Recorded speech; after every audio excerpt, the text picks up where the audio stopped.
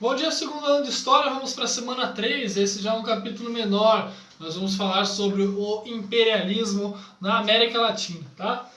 Então, o imperialismo na América Latina no século XX, ele é caracterizado como algumas dessas potências que dividiram a África e dividiram a Ásia buscaram essa mesma divisão nas Américas, mas óbvio que a situação das Américas já era diferente, porque já tinha um governo constituído, né, já tinha uma igualdade ali com as potências europeias, então não houve uma escravização, uma exploração tão grande.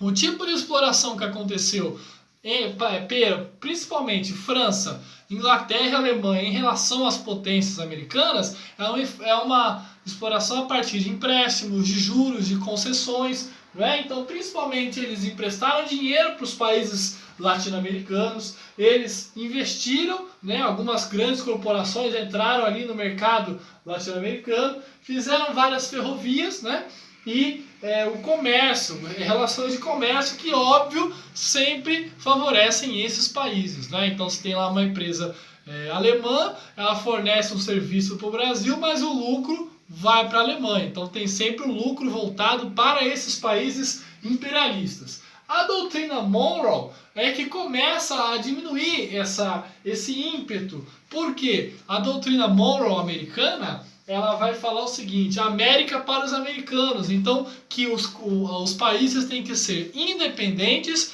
e comercializar para ter o lucro deles, né? Evitar essa exploração europeia. Então, os Estados Unidos saem aí como grandes defensores da América e, na verdade, não são, né? Eles queriam tirar essa exploração do âmbito europeu e levar para eles. Eles, os Estados Unidos, é que queriam explorar a Latinoamérica, né? A Primeira Guerra Mundial também foi um fator para diminuir esse imperialismo, porque aí essas potências europeias se voltaram para guerrear entre si, né? E houve uma desapropriação, uma diminuição do poder crioulo nas Américas. Quem são os crioulos? Os filhos e netos de espanhóis que viviam ali das fazendas, da exportação de um único produto, no nosso caso aqui o café. Com a Primeira Guerra Mundial, esse poder desses netos de espanhóis que moravam nas Américas perderam tanta importância. Os seus empreendimentos não são mais os únicos ou fundamentais no país, né? Por exemplo, no Brasil, os netos e bisnetos de barões do café se viram na Primeira Guerra Mundial com a competição de outros ramos da economia faturando também, como os industriais, né? Os grandes industriais, os grandes empresários do período. Então a Primeira Guerra Mundial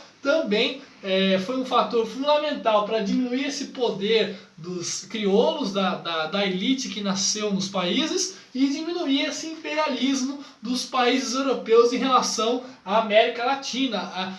Começa a existir uma diversificação de indústria, uma diversificação da economia destes países. Tá?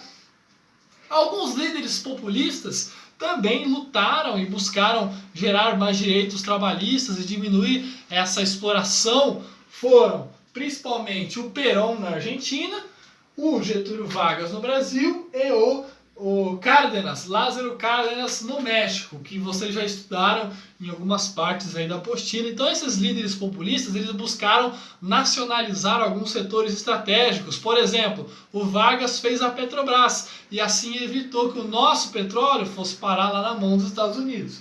Né? E em relação à Guerra Fria, a América Latina lá houve posicionamentos parecidos.